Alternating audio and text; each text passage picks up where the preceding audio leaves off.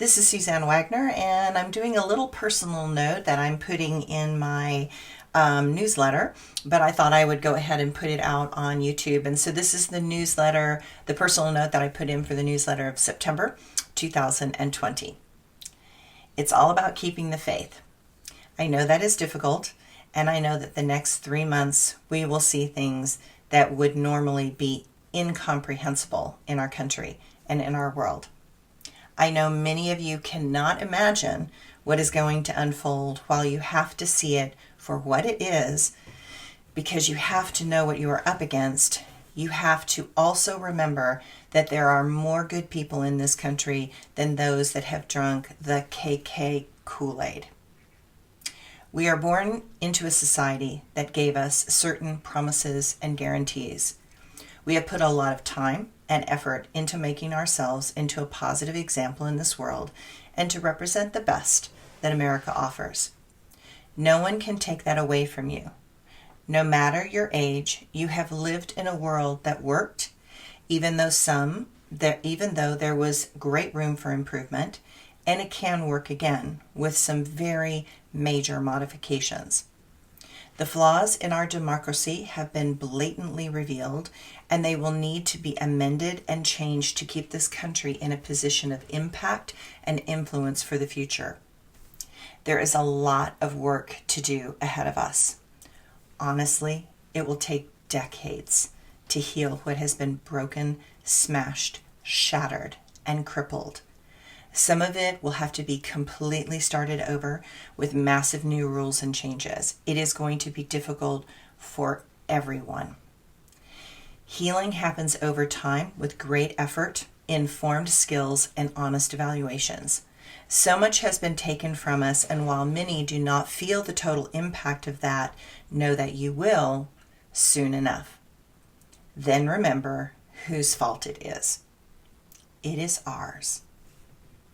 We have not put the money and effort into balanced education that would allow for the mental, emotional, and psychological health and well-being of our people. We allowed education to be the last thing on the list. We did not pay educators what they are worth. We showed a disregard for the things that really matter and that hold value over time. Only those that are balanced in discernment would believe, only those that are unbalanced in discernment would believe such obvious treachery.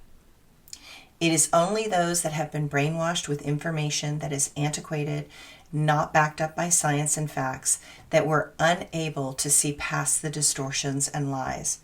And when you look at the events of World War II and the occupation of the Allied forces over Germany, you see that even back then, our government knew that it would take 2 generations to shift the toxic rhetoric of Hitler and the negative influence he had over the German people. And it did. It took 46 years from the Freedom in Europe Day, May 8th, 1945, till the Berlin Wall came completely down and the people pushed back in Germany and Germany became a country again, which is on November of 1991.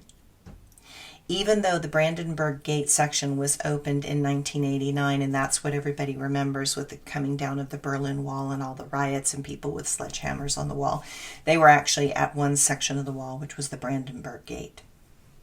The German people took back their country. Sometimes the older generation has to die off in order for the younger generation to be able to make the inroads and innovations that they dreamed of becoming possible. I lived in Berlin when the wall was up.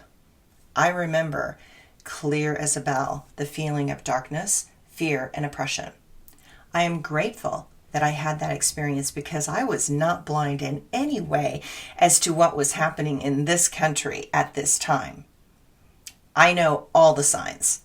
I have felt all these feelings before. I know what fear tastes like, and I can see it in the eyes of others even when they pretend that they are confident in their choices. The only way you can truly oppress a people is to control their minds. If someone cannot control your mind, then you cannot become a mindless minion poisoned to do their bidding.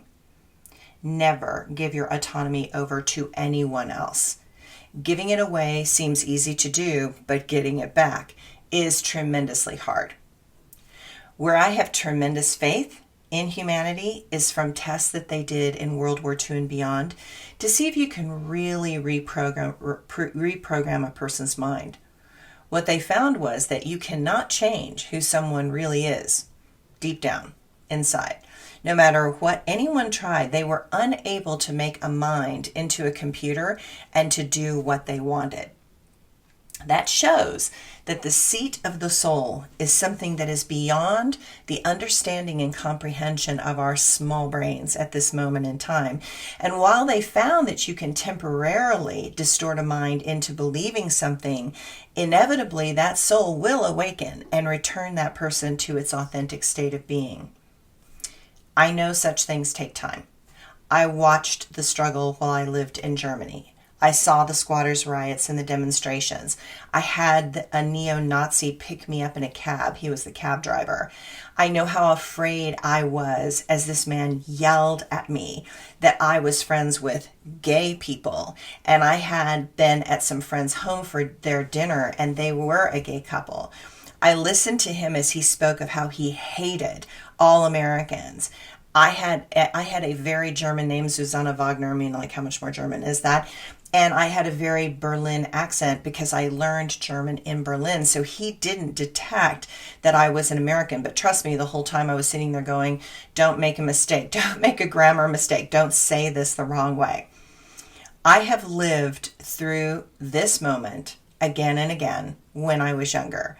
And I made mistakes then, and I promise to never make the same ones again. And fortunately, I have not made those same mistakes. I am sure I will make many more, and that's what being human is all about. The more I try to have full experiences, the more informed my choices and decisions become. America was in a bubble for a long time. That bubble has burst, and I believe that that is a good thing. In this moment, it looks pretty difficult, but I believe in the American spirit. I believe that spirit is its own alive entity. It infuses its children with a type of fortitude and strength. The American spirit is based on a type of wildness that is as vast as this country's open spaces. Such an energy will never be contained completely. I know that is so, and I am waiting for that energy to explode out and retake what is rightfully ours. Thanks, everyone.